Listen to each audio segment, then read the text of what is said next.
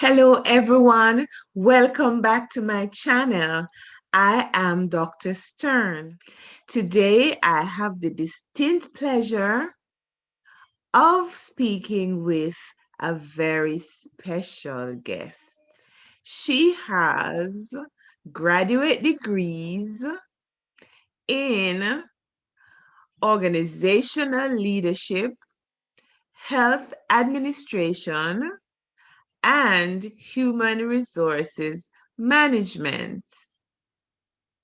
So let's bring Dr. Shelley Cameron to the fore. Hello, Dr. Cameron. Hi, Dr. Stern. How are you doing today? I am doing well, my friend. I hope you are too. I am.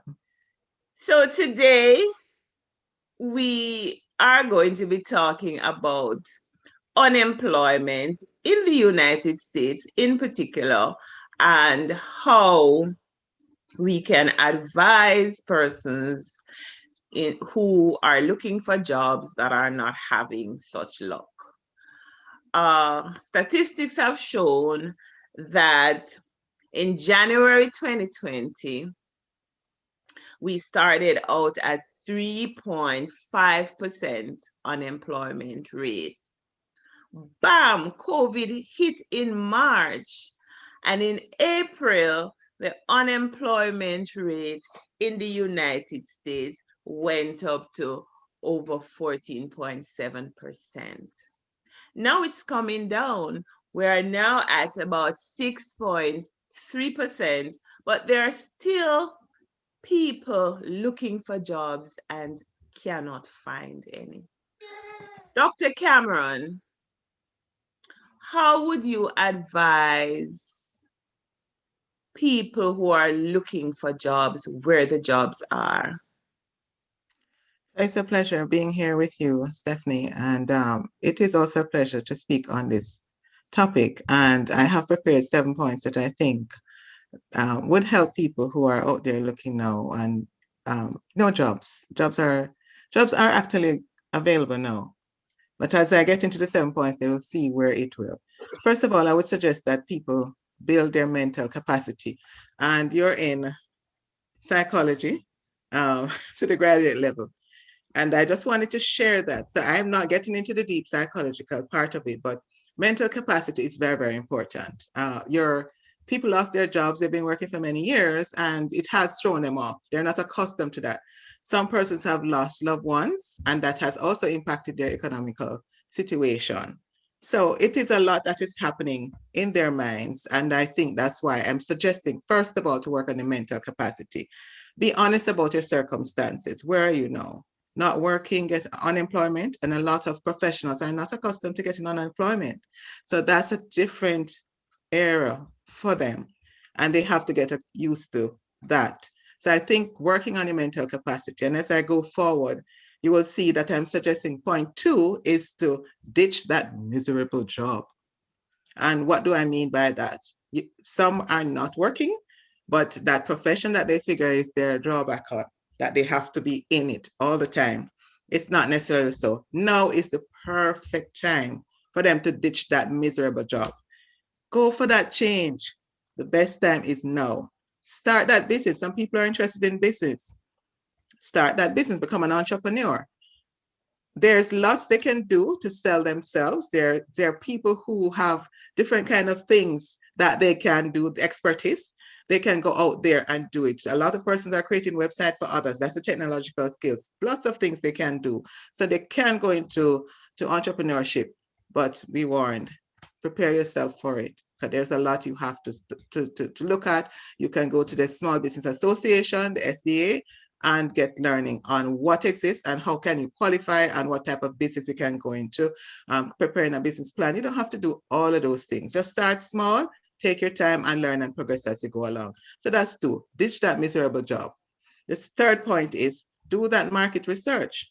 So if you're ditching the job, you have to know, okay, what are the skills that you might have that you've never tapped into? I've been in touch with a number of lawyers who have no longer working as law in the legal field. Why? One had an issue with sickness and ended up in a big accident and is incapacitated in that way. Now he's a speaker, going all over and earning a lot of money for speaking and sharing his experience because he didn't use it to hold him back. So there are different things they can do.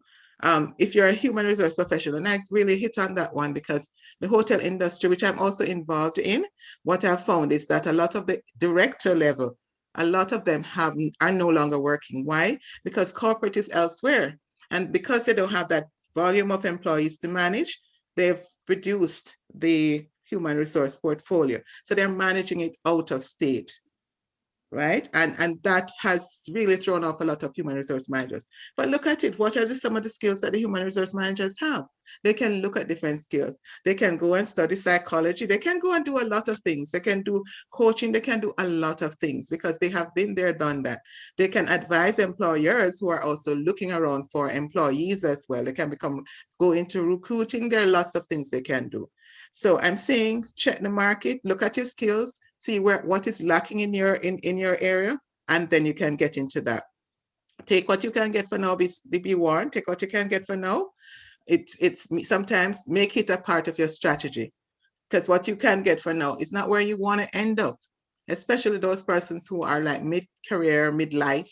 Those are the people I like to talk with, basically, because I've been there, done that, and I've seen when people are thrown off. We're working for 20 years, and after working for 20 years, you realize, oh my God, I'm no longer employed. Then you get really sad and down and you feel stuck. You don't want to get out of bed every morning. Those are the people that I like to work with. So you have to motivate yourself to get up out of bed, start looking at what can happen, what can you do next, and then learn. The fourth thing I would suggest is to clean up your public profile. And by that, what do I mean? I'm talking about LinkedIn, yes, for jobs and so on, because guess what? When you send in that application, guess where they're going to look? They're going to put in the Google and they're going to hunt you down. First of all, most likely they're going to end up in LinkedIn. Or, lovely, okay, LinkedIn is beautiful. Let me see Facebook. And the rest of it. Right. So they go there. So what you have to do is to clean up your profile to make sure that what they go to see is what you want. And also, if you want to, for example, on LinkedIn, you want to change jobs, then you have to put a title or a caption that of the position that you're looking for. Because if you are what is it that we could think of now? If you're a teacher and you no longer like teaching, then you have to find something else that an area that you're interested in that you can go into. So put that caption to be something else. And then that's where you're going to get into the resume that you can tailor to the skills that you're looking for, that particular profession that you're looking for. But make sure you do your homework. And that's the reason why I say fix up that professional profile. Sometimes it's most of the hiring managers who are going to be searching. HR is there, but hiring managers do their search because they want to know, who is that person? I was doing some business the other day with a client, and I had a presentation the next day, and only to see, guess what? Somebody reviewed your profile. Who was it? The same person I was going to make the presentation to. So I'm saying prepare yourself so that when they go there, they're going to see what you want them to see, not what they want to pull away. It's because you're leading them, basically. So that's point 5. Point 4. Point 5 is prepare that resume. I didn't say anything about the resume until now because you can't prepare the resume if you don't know where you're going. Exactly. So notice it's all the way down by point 5. It has to be prepared and tailored according to what you're looking for. And that takes some work. So sometimes you have to go to someone who can help you, but there's also a lot of information on the web. But you have to know how to put it because you don't want to tell lies. Lies will show you as being lack of integrity and being dishonest, and you never want that. Also, there are some jobs that you may need to have a personal website. So it's not about a resume anymore that much. It might be a personal website. Sometimes LinkedIn gives you an external link that you can go to create a website for whatever you want to do. So utilize all of those. I was in the media industry, and in the media industry, we had artists and all of those people. When we hire artists and those persons, what you find is that we don't want a resume. You send a resume if you don't have the hiring managers, if they don't have a website, then they don't want to see them because they're going to be artists. So you must have a website. And then also prepare your references. Oh my God, I have people who call me I've not heard from in 10 years. And they call and prepare. And I have no problem. I'll give them references and so on. But there are those who have never spoken to me for 10 years. And then I get a call suddenly. Hi, Dr. Shelley, because that's what they will say.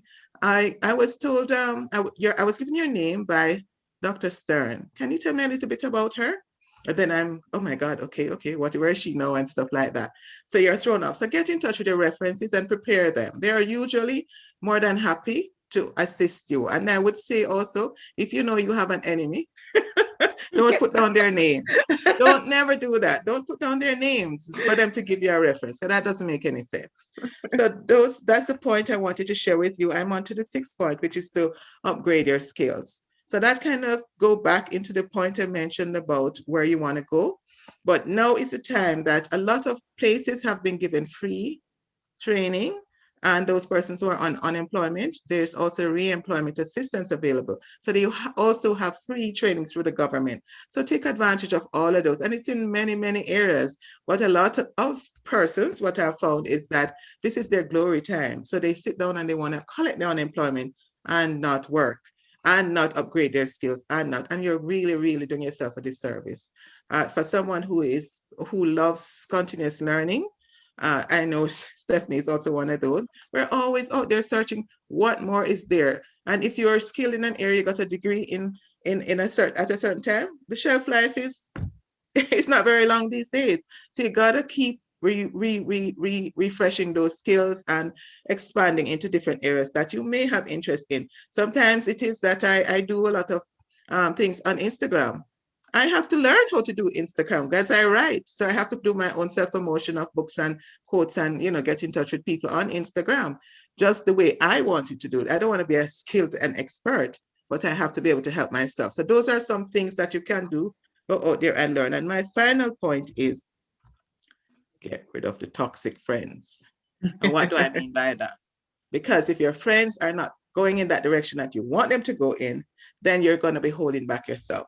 So you have to align yourself with people who are progressive, people who, are heading in the direction that you want to go, and people who will not hold you back. And it doesn't matter whether they're family, friends, or foe, you know who they are.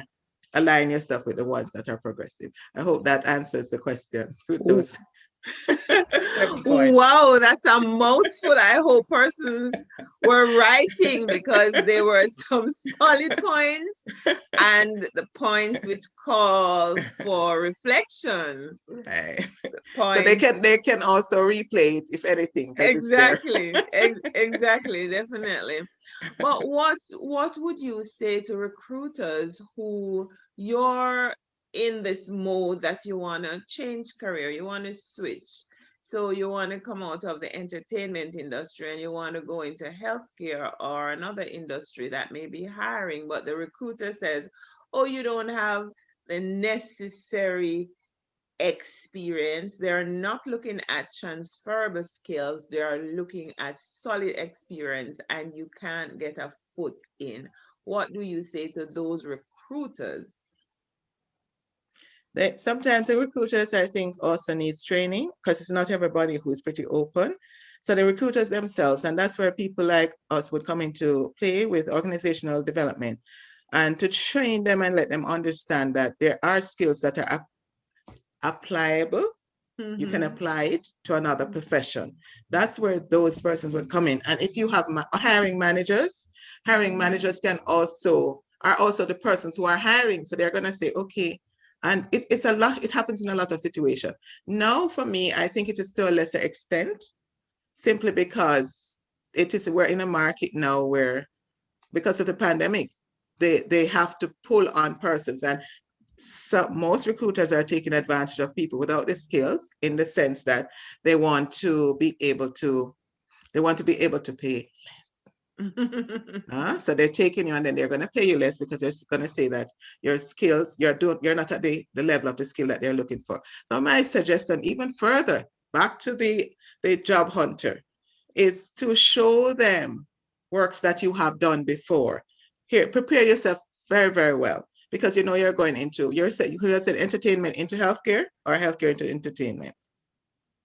Or entertainment into healthcare, because healthcare is more recruiting than entertainment. Okay, so entertainment into healthcare. There are things that you can do. What can you do in entertainment? What kind of skills? It depends on where you were. If you were in business, you can transfer those skills to business. What I also suggest to a lot of persons is that they do internships. Or if they can't do internships because maybe you're not, most internships are free, right? They're not going to pay them, but you can go in and start at the bottom.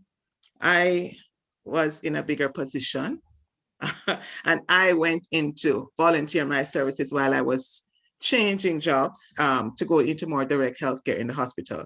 I went and I volunteered into the ER department. After I finished, I went and worked, and all of this is free.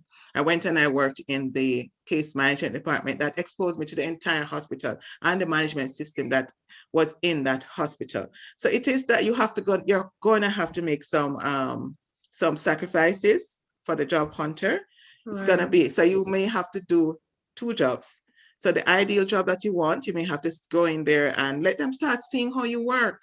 And it will work for them. Give them some promises. Say, okay, I did this at this job, and I'm sure it can be applied to this. I've searched and I've realized that the case management department has this, that. I'm going to show you how I can. Give yourself free. And it is we're in an era now that they're looking for people. So chances are they might be a little bit more open. And I think the rules have been a lot relaxed because of the pandemic.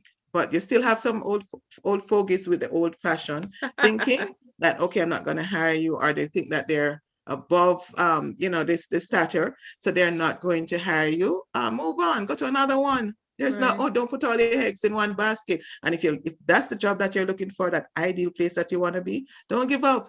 Just go elsewhere. Get that skill in a smaller organization may give you the skill that you're looking for, and then you come back and you keep in touch with them.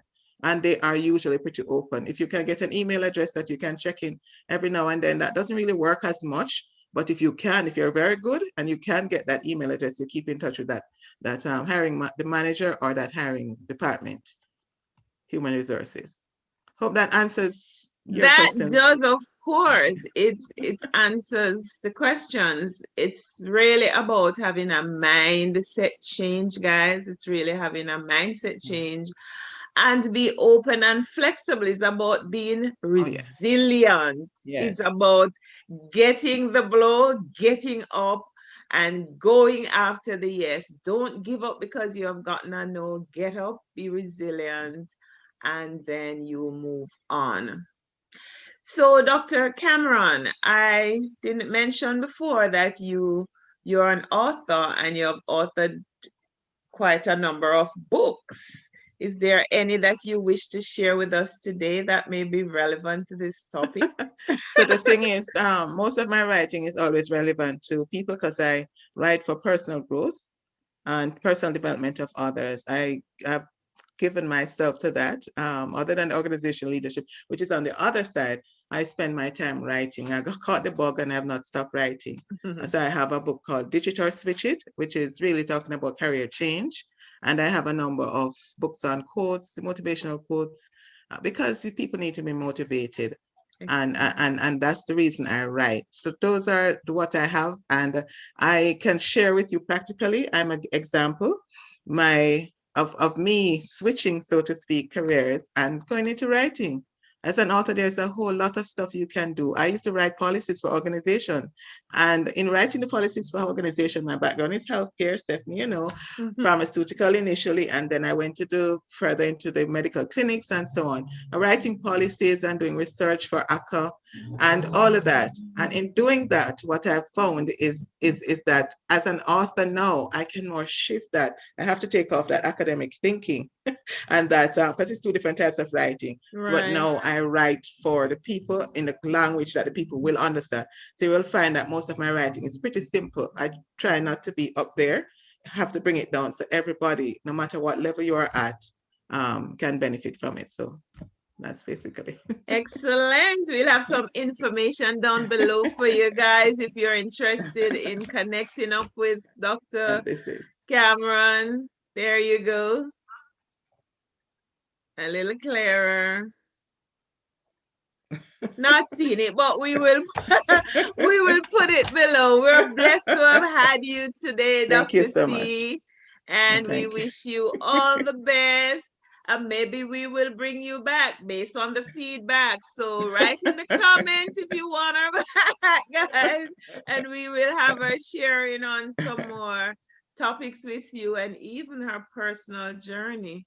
So Yes. thank you. Thank you, Dr. You're welcome. C. My Thank pleasure. you It was my guys pleasure. and see you in my next video.